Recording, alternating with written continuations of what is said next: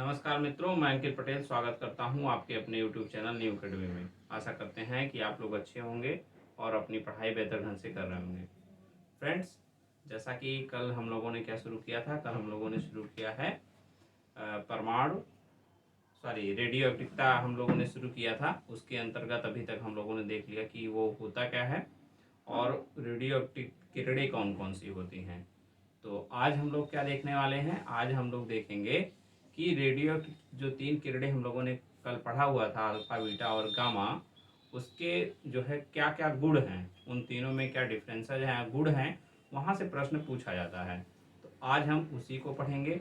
जो मित्र जो है रेडियो एक्टिविटी का पहला वीडियो नहीं देखे हैं, आई बटन में लिंक दे दिया जाएगा, आप वहाँ पे क्लिक करके देख सकते हैं, या तो आप प्लेलिस्ट में चले जाएं, वहाँ से भी आप सारे वीडियो को देख पाएंगे। तो आइए हम आज की वीडियो की शुरुआत करते हैं। तो अल्फा, बीटा और गामा के जो है गुण होते हैं क्या क्या, इसको हम पढ़ेंगे। तो सबसे पहला है प्रकृति। प्रकृति में हमने कल पढ़ा था कि अल्फा कण क्या होते हैं, धनावेश होते हैं। क्या होते हैं ये? धनावेशित कण होते हैं। और किस पे धनावेश कितना होता है? धनावेश इस पे होता है, धनावेश कितना होता है इस पे, +2 का। ये पढ़ा था हम लोगों ने। और ये क्या होते हैं? हीलियम के क्या होते हैं? नाभिक होते हैं। ठीक है, इतना हम लोगों ने कल देखा था। और इनका द्रव्यमान जो होता है, द्रव्यमान कितना होता है? 4 AMU होता है। ठीक है, 4 AMU होता है। बीटा कण पे आएंगे हम। बीटा कण क्या होता है? बीटा कण पे आवेश क्या होगा? तो ऋणावेश होता है। होता है कि नहीं होता है ऋणावेश? ऋणावेश, इसको इलेक्ट्रॉन भी बोलते हैं। ऋणावेश कितना होता है? 1 का होता है। ये हीलियम के नाभिक हो गए, ये क्या होते हैं? ये इलेक्ट्रॉन होते हैं। क्या होते हैं? इलेक्ट्रॉन होते हैं। ठीक है, इनका द्रव्यमान कितना होता है? द्रव्यमान जो होता है 1/1837वां भाग होता है। ठीक है, इसका। ठीक, तो ये हो गया। अब आगे बढ़ते हैं। गामा पे क्या होता है? गामा पे हमने कल बताया था, ये क्या होते हैं? इन पे आवेश होता है। सबसे पहले ये बताइए, आवेश होता है? तो आप बोलेंगे नहीं, आवेश 0 होता है। द्रव्यमान होता है? द्रव्यमान भी नहीं होता, इसमें 0 होता है। ठीक है, और आवेश नहीं होता, द्रव्यमान नहीं होता। ये क्या होते हैं? विद्युत चुंबकीय कण होते हैं। क्या होते हैं? विद्युत चुंबकीय कण होते हैं। इसको तो हम लोगों ने कल ही अच्छे से पढ़ लिया हो। और जो मित्र आज ये वीडियो देख रहे हैं, कल वाला वीडियो देखने के बाद उनको ज़्यादा अच्छा से समझ में आ रहा होगा। तो प्रकृति हो गया। अब देखते हैं इनके वेग के बारे में। वेग को मतलब क्या बोलते हैं? वेलोसिटी। वेलोसिटी, वेग। वेग मतलब आप देख रहे हैं अल्फा का 4 AMU, इसका 1/1837वां भाग, और उसमें 0 द्रव्यमान होता है। तो वेग जिसमें द्रव्यमान ज्यादा होगा उसका वेग कम होगा। ठीक है, तो इसका वेग जो होता है, अल्फा कण का वेग 1/10 होता है। किसका? प्रकाश के वेग का। प्रकाश वेग का 1/10 होता है। ठीक, ये बीटा क्या कितना होता है? ये 9/10 होता है। और गामा जो है विद्युत चुंबकीय कण है, और प्रकाश भी एक विद्युत चुंबकीय कण है, इसलिए प्रकाश के बराबर होता है। ये प्रकाश के वेग के बराबर, वेग के बराबर। तो इसको आप लोग ध्यान रखेंगे। ये प्रश्न पूछा जाता है कि किस कण का वेग सर्वाधिक होता है, तो आप क्या बताएंगे? गामा कण का। वेग के बाद होता है वेधन क्षमता। क्या होता है तीसरा गुण? वेधन क्षमता। मतलब वेधन क्षमता का मतलब ये हुआ किसी भी वस्तु को मोटाई के आधार पर कौन सबसे ज्यादा पार करके जा सकता है। ठीक है, तो वेधन क्षमता सबसे अल्फा कण का होता है। ये कितना करता है? 0.1 सेंटीमीटर। एल्युमिनियम का अगर कोई चादर है तो उसको बेच सकता है ये। ठीक, ये क्या करता है, ये 0.50 सेंटीमीटर का है अगर कोई एल्युमिनियम चादर तो उसको बेच सकता है। और ये कितना इसका बेच सकता है, ये 25 सेंटीमीटर अगर जो है आपका इस्पात का है, स्टील जिसको बोलते हैं, स्टील, इस्पात या स्टील चादर को बेच सकता है, स्टील चादर को जो भी है। ठीक है, तो आप देख पा रहे हैं सबसे ज्यादा विदन क्षमता किसकी हो जाएगी, गामा की होगी। ठीक है, इसको नोट करेंगे, वेदन क्षमता हो गई। अब गैसों को आयनित करने की आती है एक, गैसों को आयनित करने की क्षमता, आयनित। तो सब गैसों को सबसे ज्यादा आयनित जो करता है, सबसे ज्यादा तीनों में सबसे ज्यादा तो कौन करता है, सबसे ज्यादा क्या करेगा, तो अल्फा कण करता है, सबसे ज्यादा अल्फा कण। और ये जो है गामा से ज्यादा करेगा, लेकिन अल्फा से कम। और जो ये भाई साहब हैं, ये सबसे कम करते हैं, कौन, गामा, गैसों को आयनित सबसे कम करते हैं, सबसे कम, क्योंकि इनका वेग ज्यादा होता तो गैसों के संपर्क से जल्दी निकल जाते हैं, इनका वेग कम होता है। ठीक है, तो ये ज्यादातर गैसों के बीच में रहते हैं, इसलिए ये ज्यादा आयनित करते हैं। गैसों को आयनित करने की बात हो गई। अब हम देख लेते हैं विद्युत क्षेत्र में क्या प्रभाव होता है। अगर हम इन तीनों किरणों को विद्युत क्षेत्र में डालें, विद्युत क्षेत्र में, ठीक है, तब क्या होगा। कल हमने देखा था कि रदरफोर्ड ने जो शीशे के उसमें से निकाला और विद्युतीय क्षेत्र जब उसमें लगा दिया था, तो ये अल्फा कण कहाँ जा रहा था, अल्फा कण जो है विद्युत क्षेत्र में धनावेश की तरफ आकर्षित हो जा रहा था ना, धनावेश की तरफ जा रहा था कि नहीं। उस फिगर को अपने दिमाग में याद करने की कोशिश करिए, तो ये धनावेश की तरफ जा रहा था। और ये ऋण, धनावेश नहीं, ये ऋणावेश की तरफ जा रहा था, क्योंकि अल्फा का धनावेश होता है। तो ये कहाँ जा रहा था, ये जा रहा था ऋणावेश की तरफ, ऋणावेश की तरफ, क्योंकि अल्फा का अभी हमने देखा क्या होता है, धनावेश होता है। तो हमने बताया था कि विपरीत तरफ आकर्षित होते हैं, तो ऋणावेश की तरफ, और बीटा कण जो है जा रहा था धनावेश की तरफ। और गामा को अगर ध्यान आपने दिया हो तो एकदम सीधे जा रहा था, अर्थात कहीं भी उस पर कोई प्रभाव नहीं पड़ रहा था, कोई प्रभाव नहीं। ये सारे जो मैं बता रहा हूं ये क्वेश्चन कभी ना कभी जो है पूछे गए हैं, और यहाँ से हमेशा पूछे जाने की संभावना रहती है। विद्युत क्षेत्र हो गया। अब आता है चुंबकीय क्षेत्र, चुंबकीय क्षेत्र, चुंबकीय क्षेत्र में इनका क्या प्रभाव होता है। तो ये जो है नॉर्थ की तरफ, ये साउथ की तरफ, यहां फिर भी कोई प्रभाव नहीं पड़ता, कोई प्रभाव नहीं। ठीक, ये हो गया। अब नेक्स्ट है विद्युत क्षेत्र हो गया, चुंबकीय क्षेत्र हो गया। कल हमने देखा था फोटोग्राफिक प्लेट को, जिसके बारे में किसने बताया था, सबसे प्रथम बताया था हेनरी बेकुरल ने, कि फोटोग्राफिक प्लेट को ये किरणें क्या करती हैं, प्रभावित करती हैं। तो कैसे प्रभावित करती हैं, बताइए आप लोग, कैसे प्रभावित करती हैं। तो आप बताएंगे सर काला कर देती हैं, और तीनों किरणें काला ही करती हैं, काला ही करती हैं।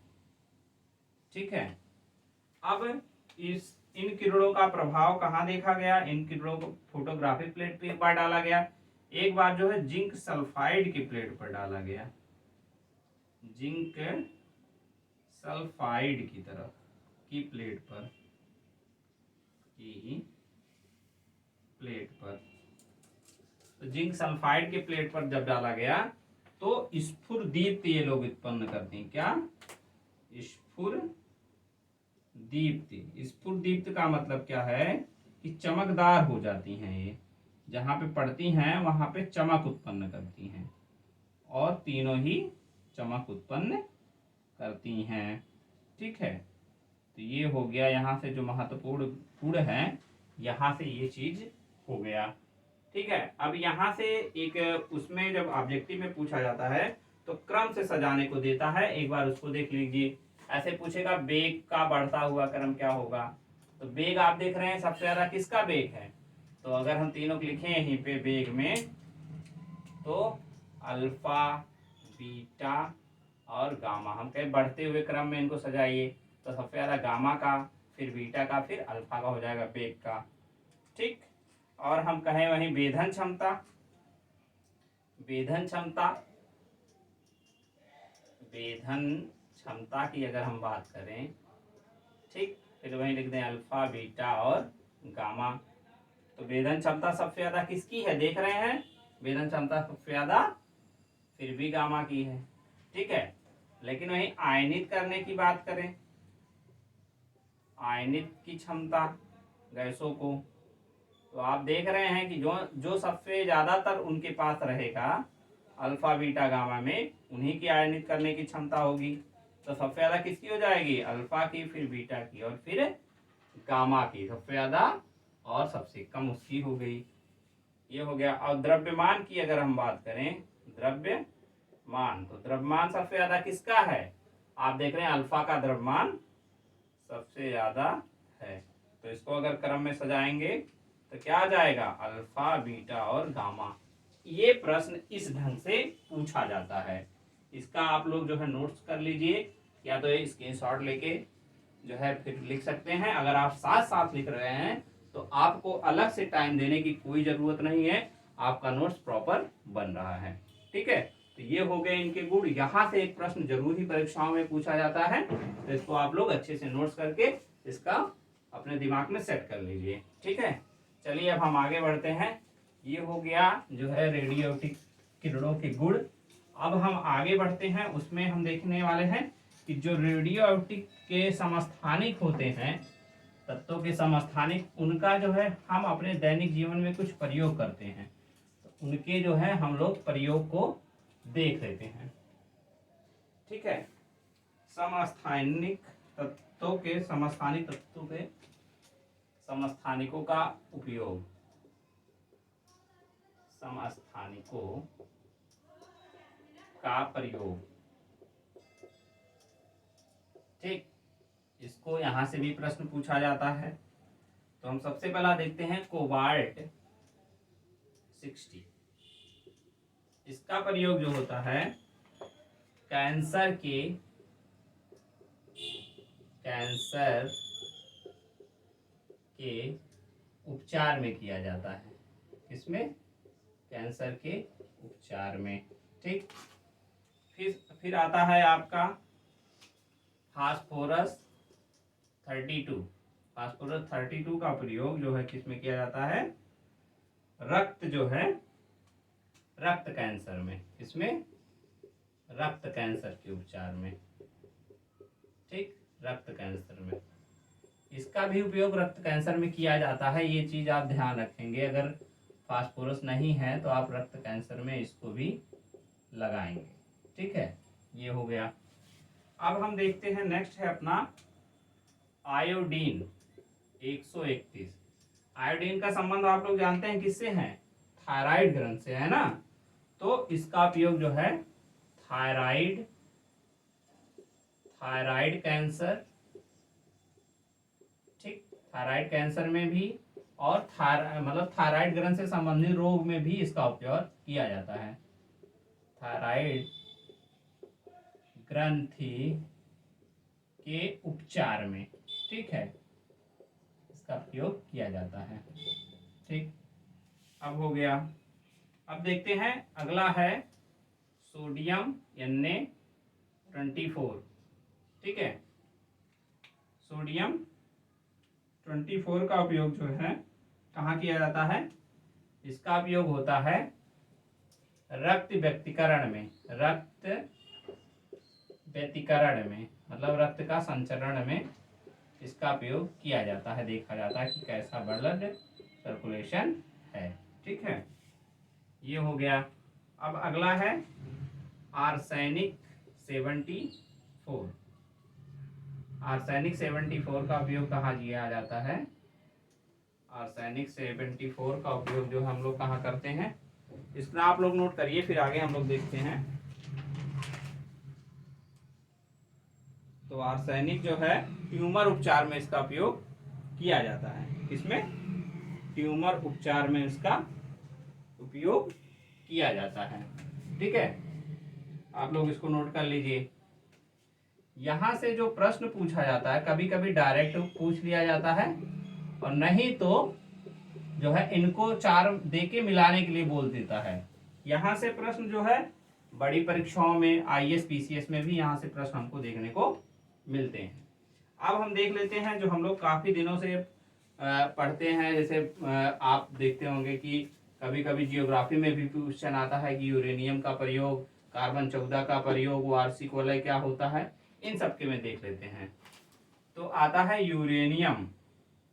यूरेनियम का उपयोग, यूरेनियम का उपयोग जो किया जाता है उसका उपयोग होता है पृथ्वी की आयु ज्ञात करने में। पृथ्वी की आयु ज्ञात करने में। ठीक है, इसके उपयोग से जो है चट्टान, ठीक है, चट्टान व खनिज का भी जो है आयु हम लोग ज्ञात कर सकते हैं। ठीक है, फिर आगे बढ़ते हैं। आता है कार्बन 14, बहुत इंपॉर्टेंट है ये कार्बन 14। कार्बन 14 का उपयोग वहां किया जाता है जिसमें कार्बन विद्वान हो। ठीक है, तो कार्बन किसमें विद्वान होता है? जैसे आपकी लकड़ी हो गई, लकड़ी हो गई, और कार्बनिक कोई पदार्थ हो गया, कार्बनिक पदार्थ हो गया। और जो जीवाश्म होता है, जीवाश्म का मतलब होता है जैसे कोई भी जानवर दब गया, इंसान बहुत दिनों से दब गया, तो उसी को ही जीवाश्म बोलते हैं। या पेड़ पौधे दब गए तो जीवाश्म की आयु ज्ञात करने में किया जाता है। ठीक है, आयु ज्ञात करने में ये हो गया कार्बन 14। और अब एक आता है वार्षिक वलय। वार्षिक वलय, जब अगर कोई आप लोग पेड़ को कटते हुए देखे होंगे तो उसके अंदर जो है ऐसे ऐसे छल्ले बन जाते हैं। ठीक है, तो उससे हम क्या ज्ञात करते हैं, किसकी आयु? तो पेड़ की आयु ज्ञात किया जाता है। पेड़ की आयु या वृक्षों की आयु ज्ञात करते हैं उससे, वार्षिक वलय से आयु ज्ञात करने में।